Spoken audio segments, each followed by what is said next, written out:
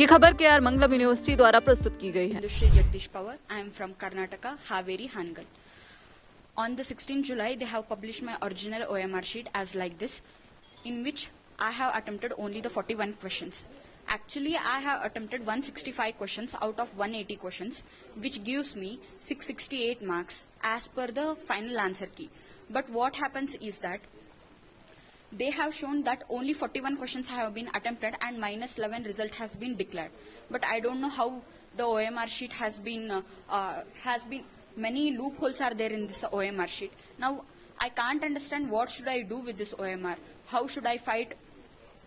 How should I fight in the future? So that please, my request is just give my original OMR sheet. That's my final request to the government. PWD ಆ್ಯಪ್ಗೆ ಹೋದ್ವಿ. PW ಆ್ಯಪ್ಗೆ ಮತ್ತೆ coaching ತೊಳಕ್ start ಮಾಡಿದ್ರು, ಮತ್ತೆ study start ಆಯ್ತು, ಮತ್ತೆ ಒಂದ್ ತಿಂಗಳ gap ಆಯ್ತಲ್ಲ, ಮತ್ತೆ ಓದಿ ಬರ್ದಾದ್ಮೇಲೆ ಕೀ ಆನ್ಸರ್ ಬಂತು. ಎಕ್ಸಾಮ್ ಬರ್ದಾಗಿ 3 ದಿವಸಕ್ಕೆ ಕೀ ಆನ್ಸರ್ ಬಿಡ್ತಾರೆ. ಕೀ ಆನ್ಸರ್ ನೋಡಿ ಸಂಭ್ರಮ. ಹೌದು, ಕೀ ಆನ್ಸರ್ ಅಂದ್ರೆ ಇಟ್ ಮೀನ್ಸ್ ಅದು ಉತ್ತರ ನಮ್ದು 68 ಬಿತ್ತು ಅಂತ ಆದ್ಮೇಲೆ ನಾವು ಸೆಲೆಬ್ರೇಷನ್ ಮಾಡ್ಕೊಂಡ್ಬಿಟ್ವಿ.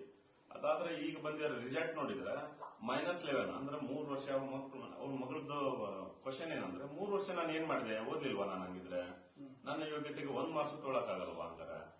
ಇನ್ನೊಂದು ಮಗಳದ್ದು ಇಲ್ಲೇ ಇದಾದ್ರೆ ಅವಳು ಏನೂ ಕೋಚಿಂಗ್ ಇಲ್ದಾನೆ 220 ತಗೊಂಡಿದ್ದಾಳೆ. 3 ವರ್ಷ ಕೋಚಿಂಗ್ ತಗೊಂಡವಳಿಗೆ -11 ಬಂದಿದೆ. ದೊಡ್ಡ ಮಟ್ಟದಲ್ಲಿ ಹೋರಾಟ ನಡೀತದೆ. ಬಟ್ ನೀಟ್ ಪರೀಕ್ಷೆಯಲ್ಲಿ ದೊಡ್ಡ ಗೋಲ್ಮಾಲ್ ಇದೆ ಅಂತ ಅನ್ಸುತ್ತೆ. ತುಂಬಾ ಅಂದ್ರೆ ತುಂಬಾ ಈ ನೀಟ್ ಪರೀಕ್ಷೆ ಯಾವಾಗ ಪ್ರಮುಖ ಪರಿಸ್ಥಿತಿ. ಹೌದು, ಶೀಟಿಗಾದ್ರೆ ನಮ್ಗೆ ಇಲ್ಲಿ ಸ್ಟೇಟ್ ನಲ್ಲಿ ಇರುತ್ತೆ, ಅಲ್ಲಿ ಇದಕ್ಕಾಗಿ ಒಂದು ಆಫೀಸ್ ಅಂತ ಇರುತ್ತೆ, ಎಲ್ಲಾದ್ರೂ ಹೋಗಿ ಕೇಳ್ಬೋದು ಏನಾಯ್ತು ಏನಿಲ್ಲ ಏನು ಅಂತೇಳಿ. ಇದು ನ್ಯಾಷನಲ್ ಲೆವೆಲ್ ಎಕ್ಸಾಮ್ ಆಗಿರೋದ್ರಿಂದ ಇವ್ರಿಗೆ ಆಫೀಸ್ ಅನ್ನೋದೇ ಇಲ್ಲ. ಒಂದು ಸಂಸ್ಥೆ ವಹಿಸ್ಕೊಟ್ಬಿಟ್ಟಿದ್ದಾರೆ ಇವರು. ಯಾವ ಸಂಸ್ಥೆ? NTA ಕೇಳಿದ್ರೆ ಅವ್ರದ್ದು ಆಫೀಸೇ ಇಲ್ಲ. ಇವರು ಏಜೆನ್ಸಿ, ಅದು ಏಜೆನ್ಸಿ ಅವ್ರು ಕೇಳ್ಬೇಕು, ಫೋನ್ ಮಾಡಿದ್ರೆ